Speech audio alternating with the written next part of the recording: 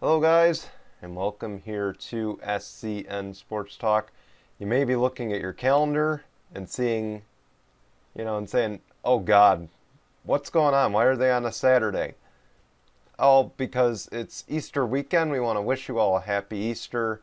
We thought we'd kick the show off early so that way we don't have to do this on the holiday. Exactly. And also, we got our second doses of the vaccine, so we figured let's record right before we do that. So that way, if we're not feeling good, then we don't have to cancel the show completely for the week. Yeah, So, and that's why I did originally take off the whole entire week. yeah, Fortunately, I gotta work the 2 days after the fact mm, of me getting my vaccine, so that's gonna go fun day well. for you. It's gonna be a lot of Oh, man. computer-based stuff, so hopefully it won't be that bad. But as far as that goes, look, everybody, we're back. Yeah, We're on a we're back. Saturday. We're here so we don't interrupt you from getting your eggs colored and your candy and your And, fake grass and your yep, fake bunnies, all that yeah, fun and all that jazz. fun jazz. Or your church service, of course. That You true. know, some people do the church thing. Just, but, See, hey, I we're would, glad to but be I am here. obligated to work. Yeah, I unfortunately got to work Easter Sunday too. But all right, let's move on here. So, of course, the NFL, they announced a 17 game schedule for 2021. More games, kinda. We're there. It's It's only one okay. more game. So, we switch out a preseason game for a regular season game. And of course, the other big announcement this week out of the NFL is that they will be playing in Germany in 2022. Of course, I'd put an asterisk next to it because you do realize if COVID is still an issue, that won't be happening. Right. So, again, I guess the first thing I got to ask is what are your thoughts on the 17 game schedule? I like it. I like it. Think that the whole concept of the 17th game is a little odd. You play the interconference, or not interconference, but you play the opposite conference but the same division of the interconference. That Yeah, seems a it's little odd. Like the ASC North would play the NFC North. The ASC East would have to play the NFC East equivalent of whoever won, or the unless you're playing that division already this year, I believe. uh I I don't don't know. I It's a think it's a so, very probably. it's a very weird formula, but regardless, I think, you know, I guess more football is always a good thing, but I'll let you finish up your thoughts if you have any. Uh so you know you get to see teams that you usually wouldn't ever play almost every year. So now the Buffalo Bills will play an NFC East equivalent at least every year, unless they're playing up against the division. I don't know how it works if you're playing up against that full division itself. I would assume they just like give you a random team, like here, you're gonna play this random team. Like, you know, let's say like Hmm. a team that would hardly ever play each other. Let's say the Saints and the Houston Texans. Like we're gonna give you the Saints and the Houston Texans. We're gonna give you the Colts and Hmm. or the Chargers and Well, who's the equivalent to the AFC West, the NFC West. We'll give you Chargers and San Fran. Like you don't see those teams ever really going up against each yeah, other. That's why I say it's a little confusing, but I like that yeah, you get one extra regular season game. and actually we're playing the Vikings surprisingly. That's our 17th game, and I think it's because we play the NFC West this year. That's See, why. that's what I'm saying. So The concept it's about it seems really weird. I can it's understand if you confusing, but so hey, if it doesn't mess with the scheduling and it doesn't mess with the formula that they got right now, I guess I'm all game for it. like I was saying to Zach earlier, I'm calling it now. At least one team is going 8-1. Yes, I could see that. 100%. Probably the Cowboys, but hey. We'll get And to those sorry for you predictions Cowboys later. fans. There's a real reason why we shit Yeah, on your team. It's because y'all are shit. yeah. So, I guess As my far as the Germany stuff, um, as long as everything's back to normal by then, I can't see a problem with it. But if there is still a break by then, cancel it completely. Yeah, obviously they will. If that's the case, we're not having the London series next season. I'd almost imagine that's not going to happen.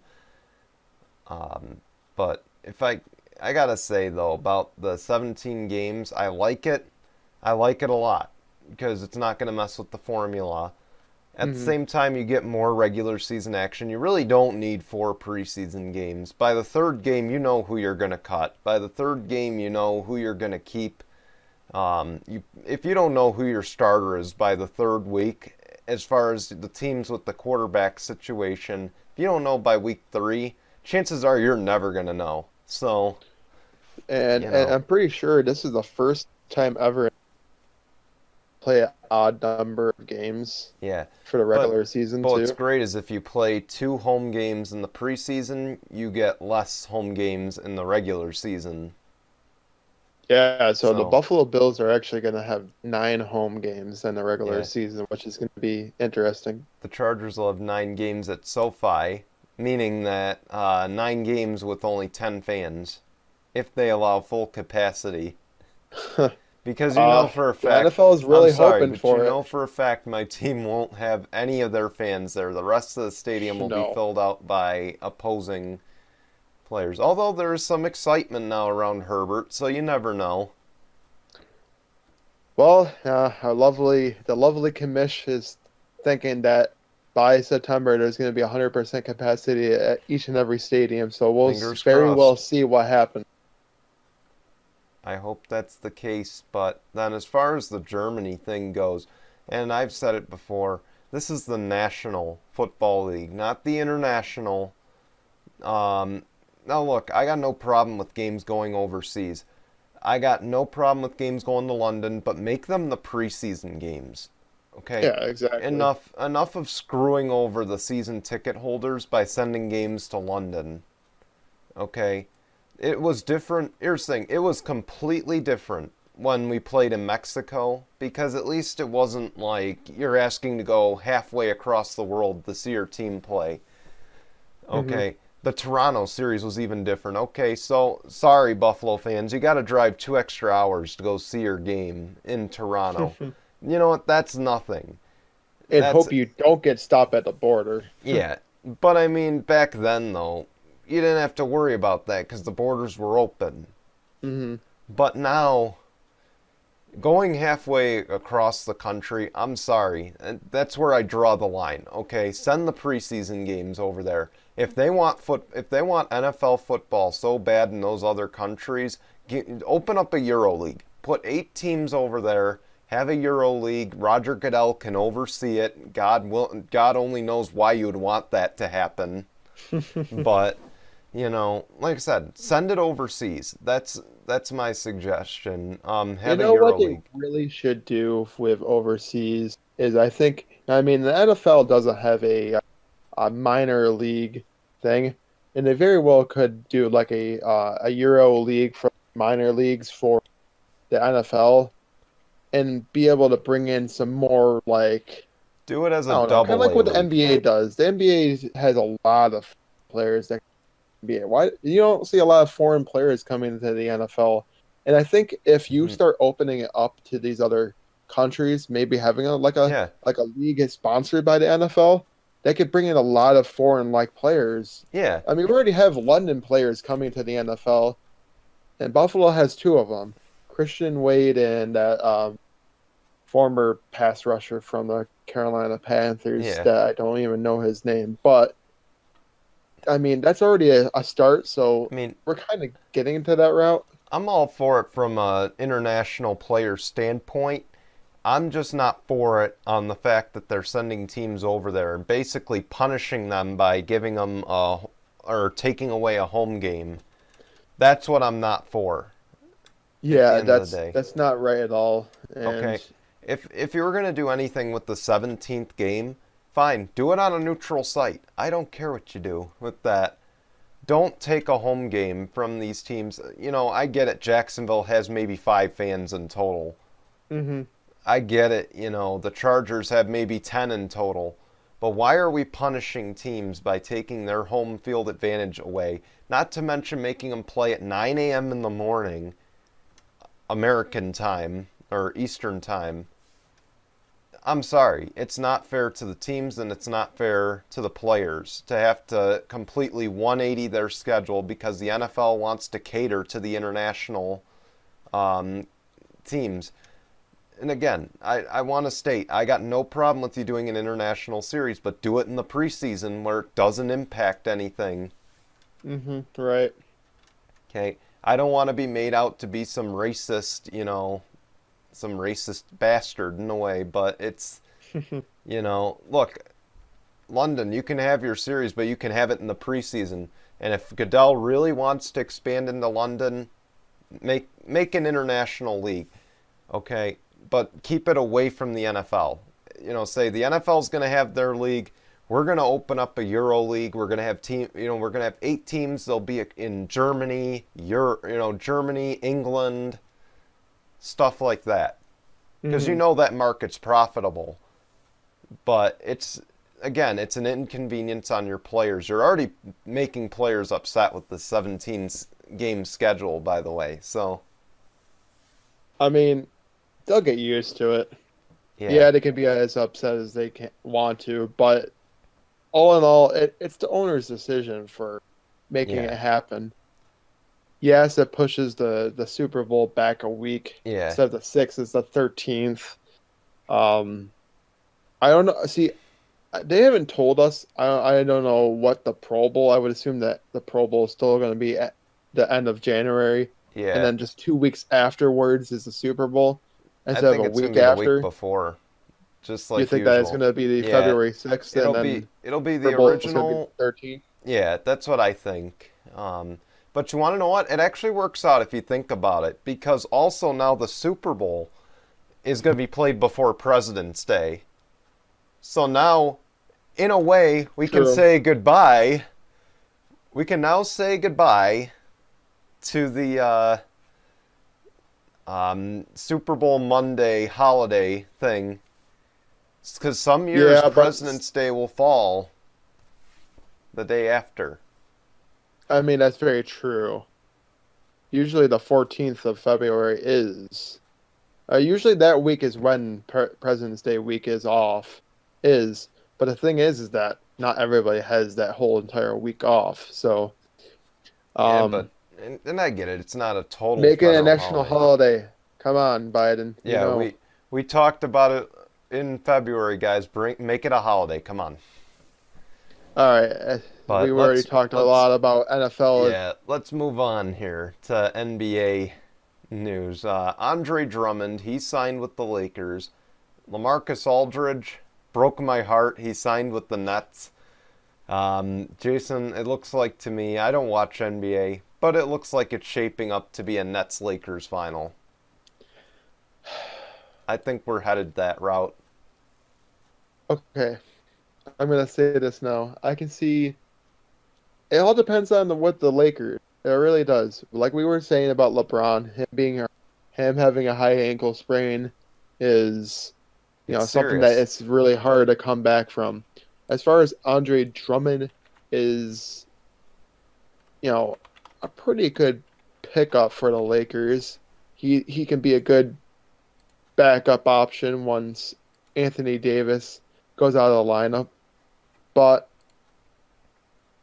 he hasn't been that good ever since his days in Detroit. Same thing with LaMarcus Aldridge. There was a real reason why both of those players went to different teams. It's because nobody wanted them. Hmm. Aldridge hasn't been that great. The Spurs were looking to ship him out anyway. Um, I'm shocked that he chose the Nets of all teams, but as far as I'm seeing it, I can see the Nets being in there. I just don't know if I can see the Lakers being in the finals right now. To be honest, they just they've been really slumping, and if there's any team I would not mind seeing in the finals, they really do deserve it, is Phoenix. I mean, I wouldn't Chris doubt it. Paul and Devin Booker, I think, make a great tandem. I think they have something really going in Phoenix, and it wouldn't shock me if they somehow snuck in and went to the finals I wouldn't be against the shocked. Nets. And also, the Clippers are another team to watch. I mean, yeah, they had that gigantic meltdown last year in the playoffs, but I wouldn't be shocked to see them make a run in the West. But, I mean, if you get a fully healthy LeBron and you get a fully healthy Anthony Davis, I just don't know if anybody can stop him. Andre Drummond is a pretty good center Hmm. from everything I understand. Then in the East, I mean, you look at the depth that Brooklyn has. I mean, the 76ers are up top, but come on, the Sixers will find a way to blow it. We know they will. Doc Rivers is a great coach. I'm glad that the Sixers got him, but I don't think they're going anywhere. Um, the Heat could shock people. The problem is the East is unpredictable because the Heat could shock now because they have, Hmm. in a way, a big three once again. They've got, obviously the Knicks are rolling okay right now. I don't know if they'll be there at the end. The Hornets are probably going to melt down. Right, exactly. And Um, I was just going to add this too. It all depends on about that play-in tournament, which is seeds 7 through 10 for both conferences. yeah. They play in a play-in tournament between those four seeds to determine who is going to be the seventh and eighth seed. So I I don't know don't how it's going to work. I would assume that it's going to be like a Final Four like style where I don't like this, honestly. I really like don't like this. where the seventh will play the 10th and the eighth will play the ninth, and then whoever wins those games will play each other, and then whoever wins those games will play seventh and eighth. Here's the thing. I don't like this in the East. I'm just going to tell you. Or I don't like this in the West because in the West at least they've earned the right to be there if they're in the top eight. Yeah, Because that's a tough conference. It's been known for years how tough of a conference they are.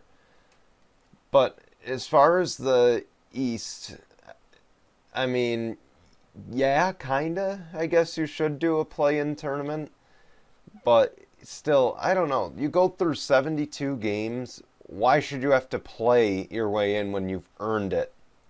I don't understand it. It seems like they're really catering to the. Oh, you There's cut out. nothing You wrong with cut that. out. You cut out.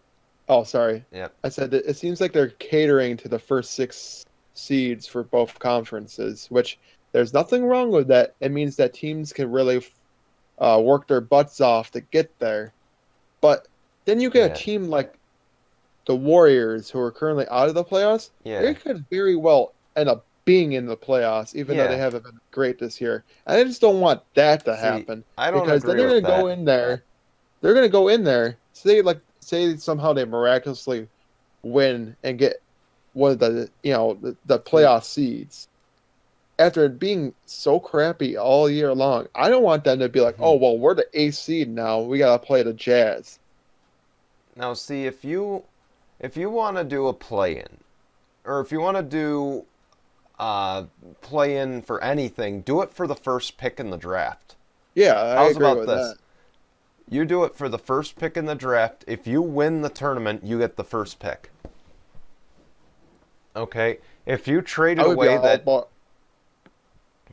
Oh, sorry, I was going to say if you trade away that one of those first four picks, you're playing for the other team that took that pick still. So, you're not out of the woods and you can't tank.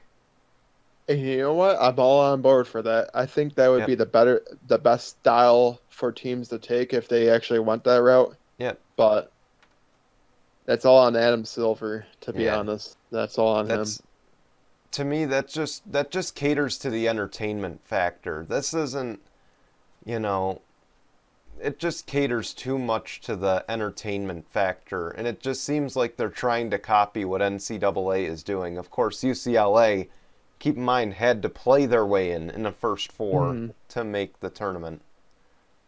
So, of course, we'll I get to know. March Madness very soon, but there's certain things from March Madness that don't belong in the NBA. Plain and simple. I want to say there could be some people that could say otherwise, but for me, you're right. I think that's one of them that shouldn't Hmm.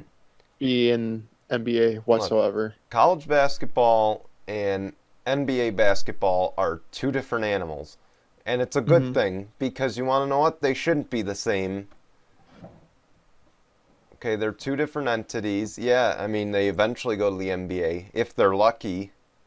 But Right, exactly. again, it makes it so much better that it's so different.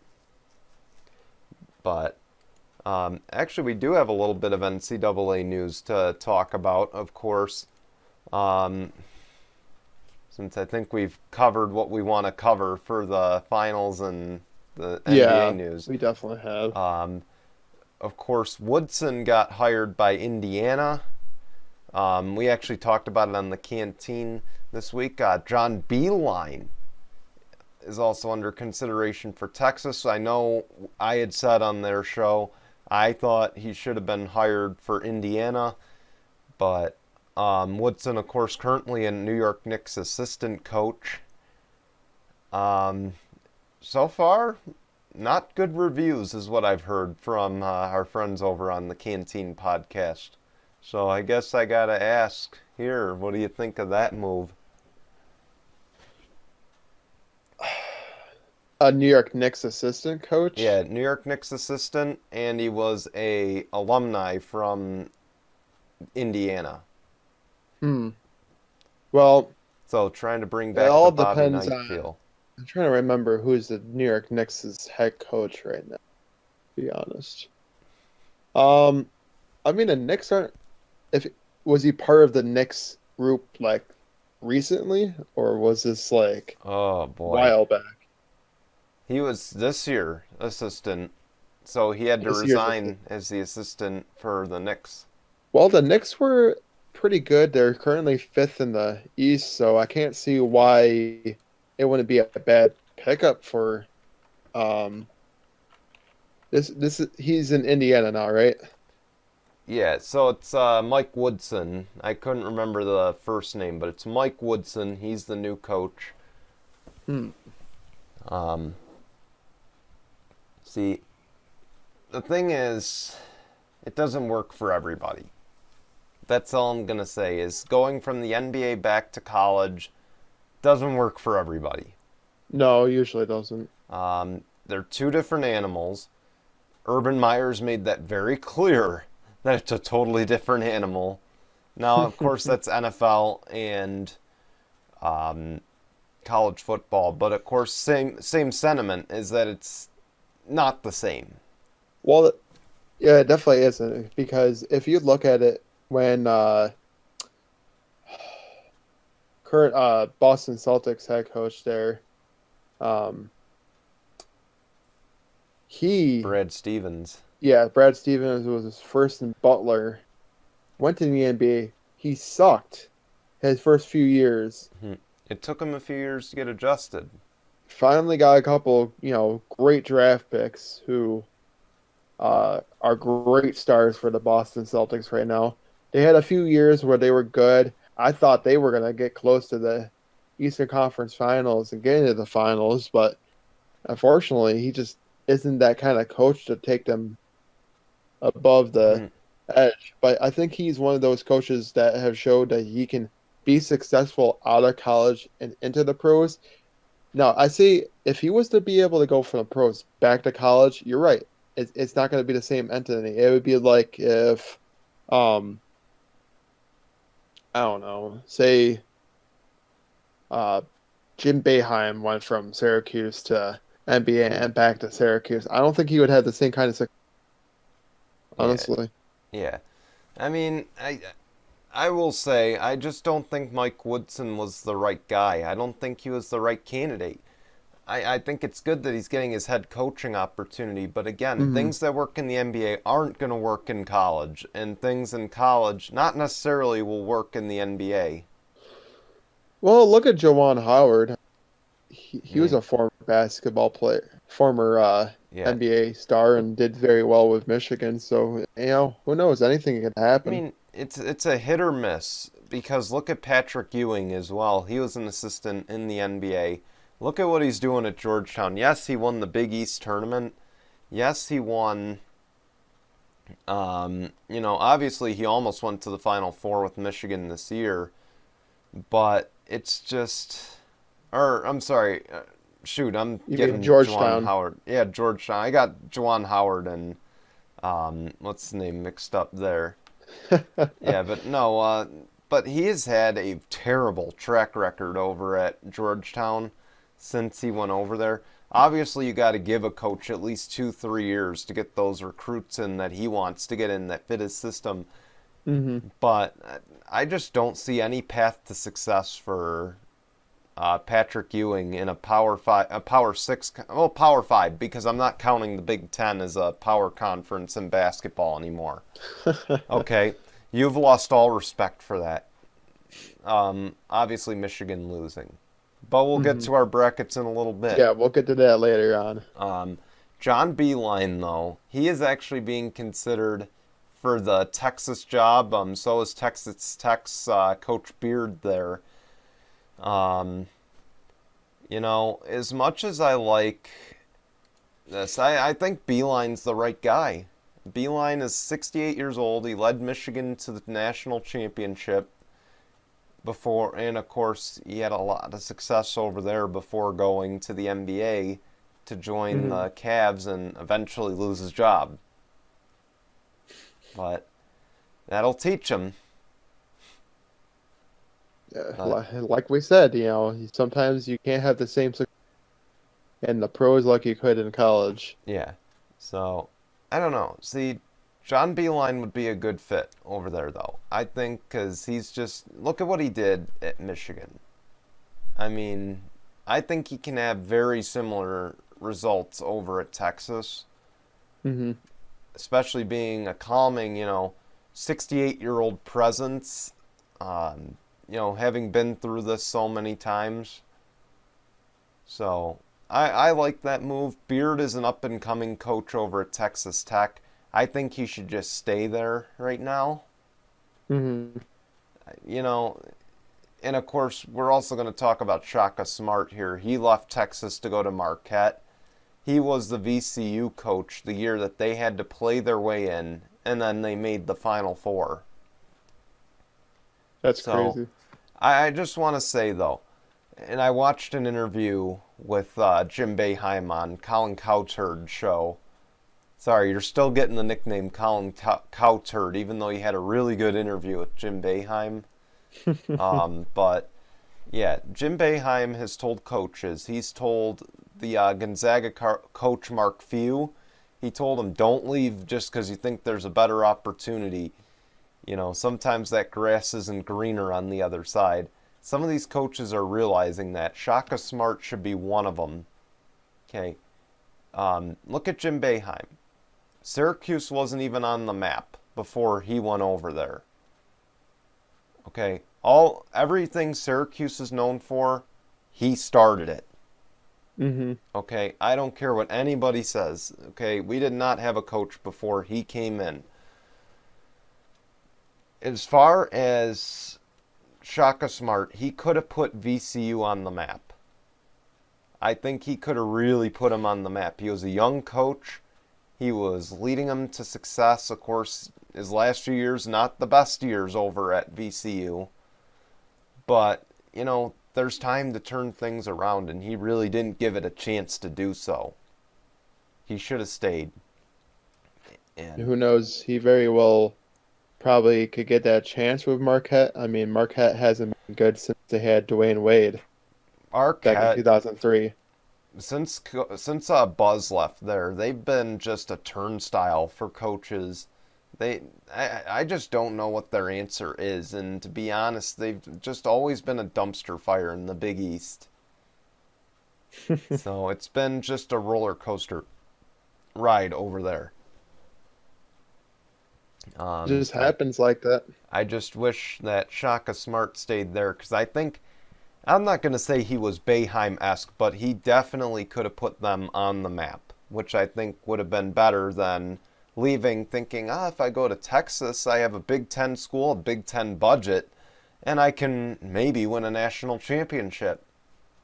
Right. You know, these coaches need to realize that sometimes what looks like a better opportunity isn't a better Isn't opportunity. always a better opportunity. Yes, Usually exactly. it's never like that. I'll tell you what is a good opportunity, a chance at an anchor break. And you want to know what else is a good opportunity? For you to go check out the Canteen podcast. Okay, Yes, check them out. Check them out. okay. Their episode It's a, of their previous latest episode has just come out. this Um, guy's in this there. this guy up above, or not Yeah, above me, next to right you. Other side, to the other left way. of. You're pointing the wrong way. There you go. You got it. All right, that All way. right. That guy right there. Sorry. See, for my computer, it's up above me, but Yeah, for the for you broadcast, guys, I'm over here. it's right over here. So So, but yeah, it's a good opportunity to take an anchor break and of course, and also the canteen break. But when we come back, we'll have out of turn 4. We'll of course talk some NCAA March Madness, and then we got a mega deal for a mega broadcaster. and it So might not be who you think it is. yeah, we'll have that all coming up right after the canteen break here in the anchor break on SCN. I'm getting freaky, yeah, I'ma bring the crazy. Get that freaky, freaky on, get that freaky, freaky on. Getting freaky, get it right, get it right. Get that freaky, freaky on, 챙겨 보고 다 같이. Getting freaky, yeah, I'ma bring the crazy. Get that freaky, freaky on, get that freaky, freaky on. Getting freaky, get it right, get it right. 상관하지 마.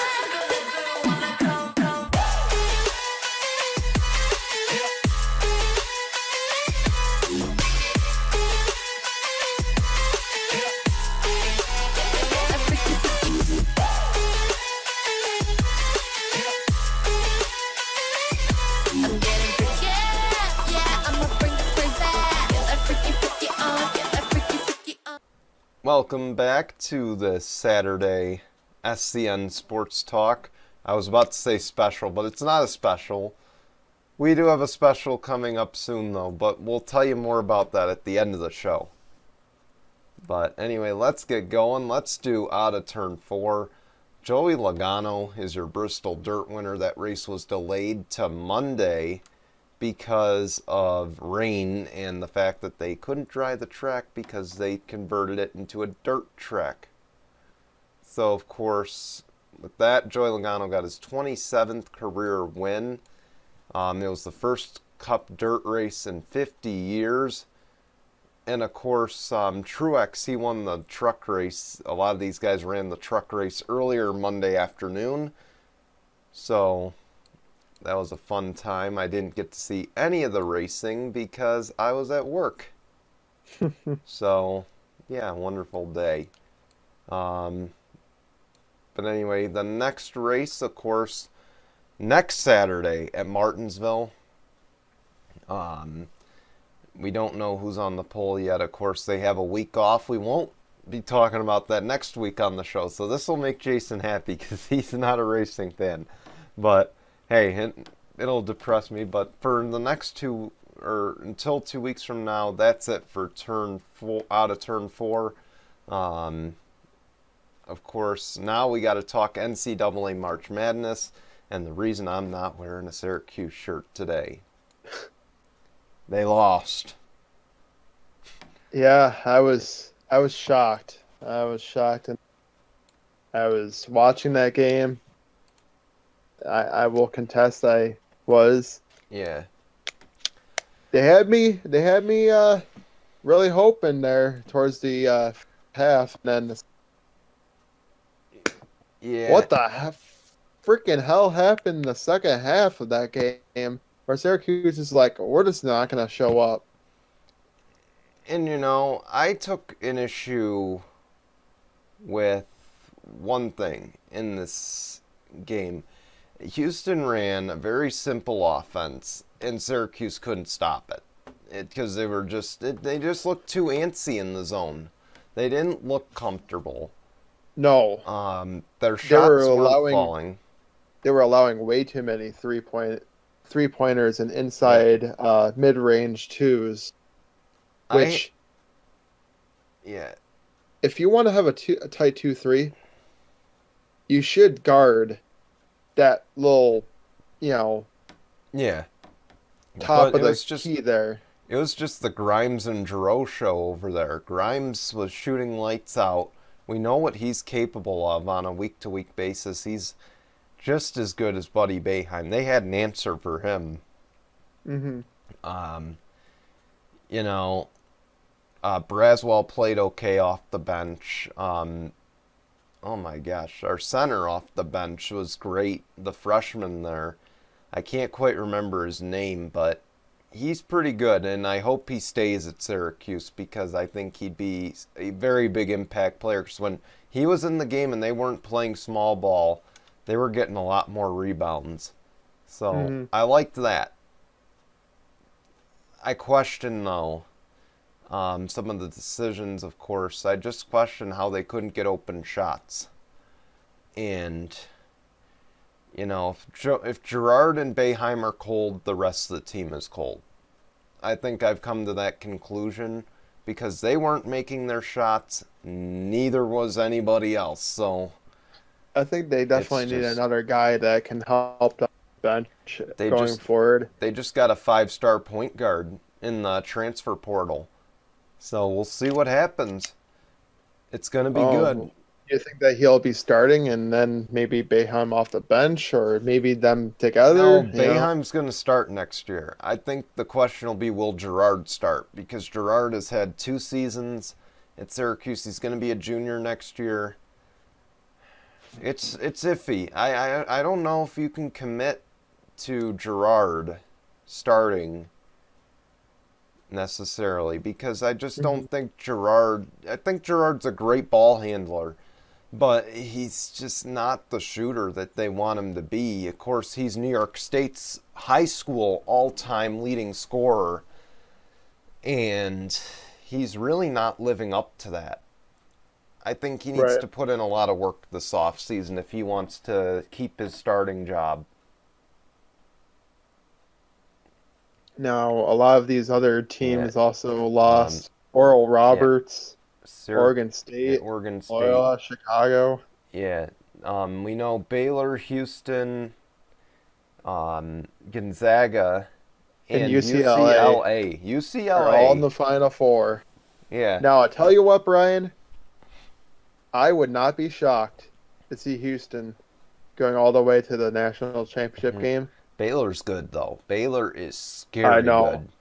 they are good, but it just with how Houston has been somehow pulling it off as of late, it would not shock if they get to the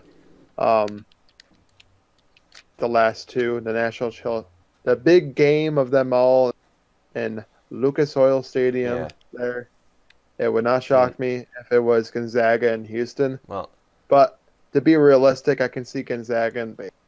well, I had to go to my trusty old notes here. So what I had for Baylor is they're probably the best defense in the tournament from what I've seen. They are constant, aggressive man-to-man pressure. The big thing, though, and this is a great thing, is that they can beat you in the paint, which is good. I mean, they had a lot of points in the paint when I was watching the Villanova game. But the main weakness is 3-pointers, and that's something they need to step up here because Giroux and Grimes are just so good from deep for Houston. I think that's going to be an important factor here, but I think them having a good defense, they can take Grimes and Giroux out of the game.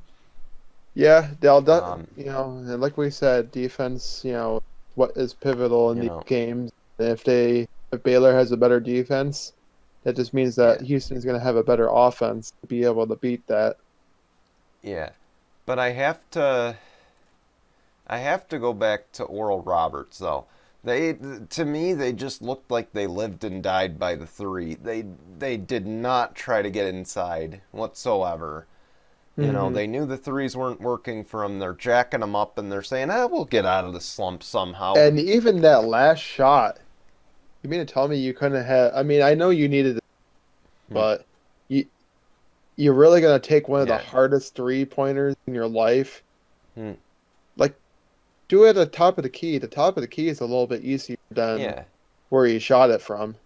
That looked I like it know. was just the most contested Yeah. 3-pointer I've ever seen against Yeah. Arkansas. And And you mean to tell me you so, couldn't have drew it up a lot better if yeah. you're a coach? Like, come on now, Brian. And You, you're yeah. you're you're a basketball At coach. some You point, know what would have been an I know. easier shot to make. I know you miss 100% of the shots you don't take, but sometimes you need to realize, maybe I shouldn't take that shot. Let's try to work it inside, find some better opportunities.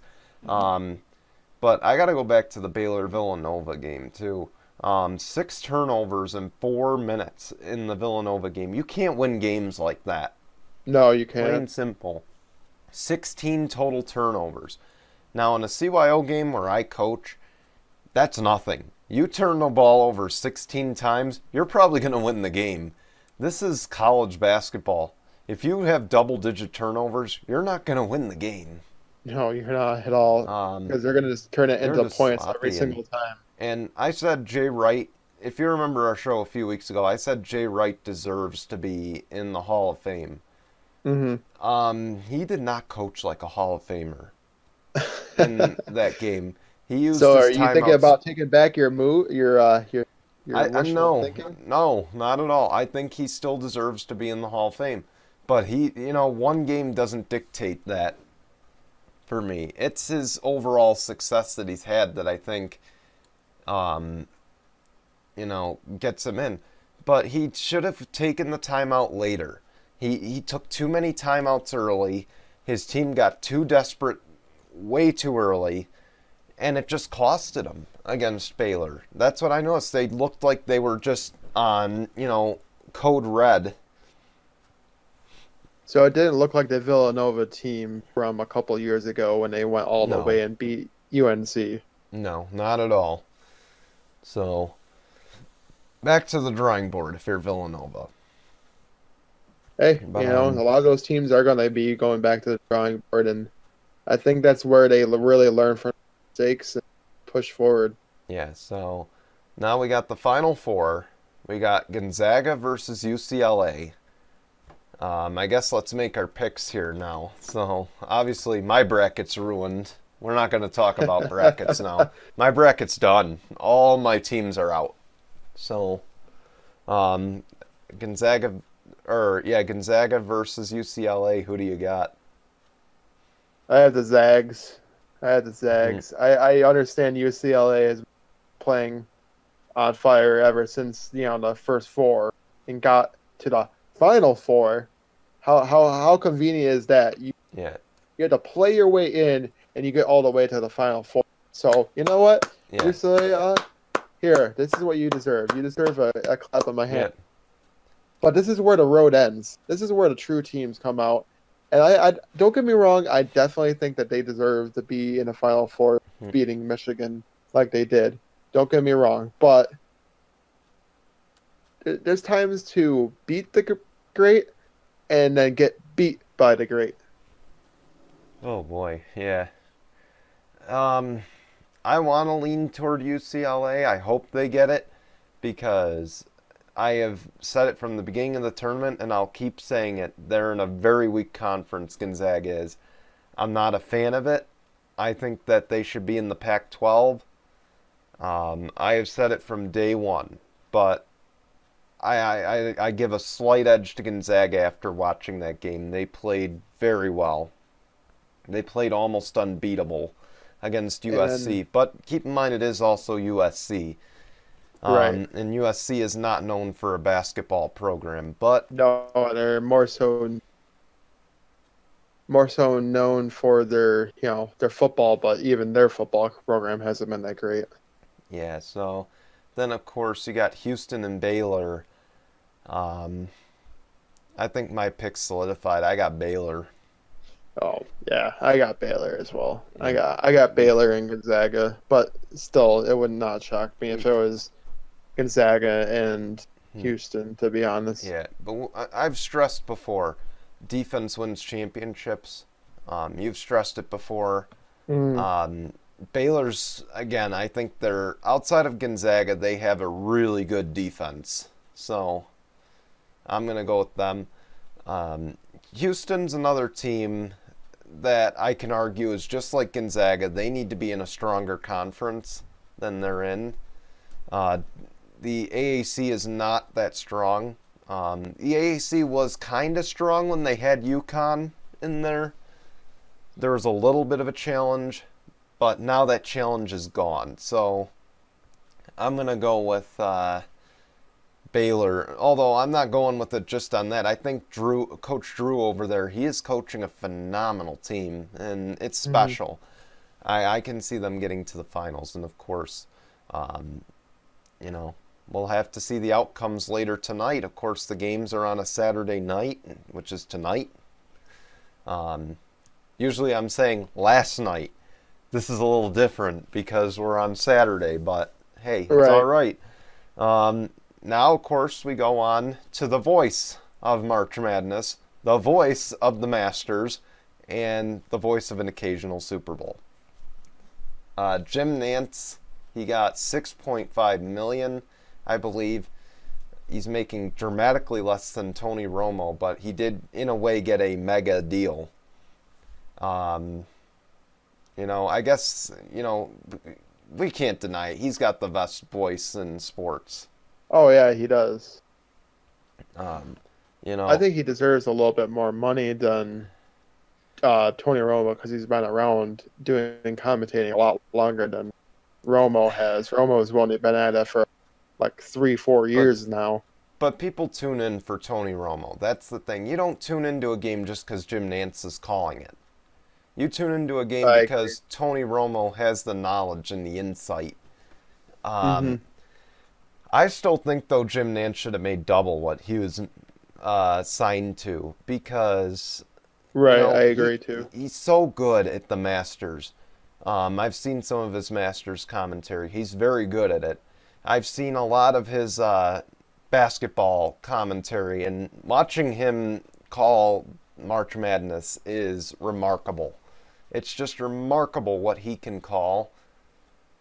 And I think, at the end of the day, you don't see him memed for being an idiot like Joe Buck is. You don't see him being memed. I mean, Al Michaels and Jim Nance are in their own class. They're just in I their agree. own class. There's nobody else like them. Kevin Harlan's just an idiot. Let's put it that way. Oh, come I'm on. sorry. I'm sorry, Come but on. he's made a lot of dumb statements in his career. He's an exciting voice, but he's Hey, he isn't a very exciting. Usually, what oh, hold up, you're cutting out again. I said, oh, I All don't right, know. I we're was good. talking about Kevin Harlan. He's hilarious because Yeah, he'll he's commentate things hilarious. that He you would could, never find great, but he makes them great. And his see, commentary on like a his squirrel running is freaking great. It's his hilarious. his Like, humor is what makes him good, but yes, I will agree. what Jim Nance's seriousness and his reverency for these big events, his Hmm. reverency for him, is what makes him so great. I agree. I don't feel like Joe Buck reaches that level. I mean, and he calls some golf on Fox. He calls the World Series. He calls, obviously, NFL football. I Right. don't feel like he has the same reverency, the same majesty for these events that Jim Nance has and possesses. Al Hmm. Michaels has a sort of reverency, too, for the Super Bowl. You know, he understands the magnitude of it. I guess is more what I want to get at. That's what I mean by reverency. He understands the significance of the game. He understands why people, he understands why they watch. Right.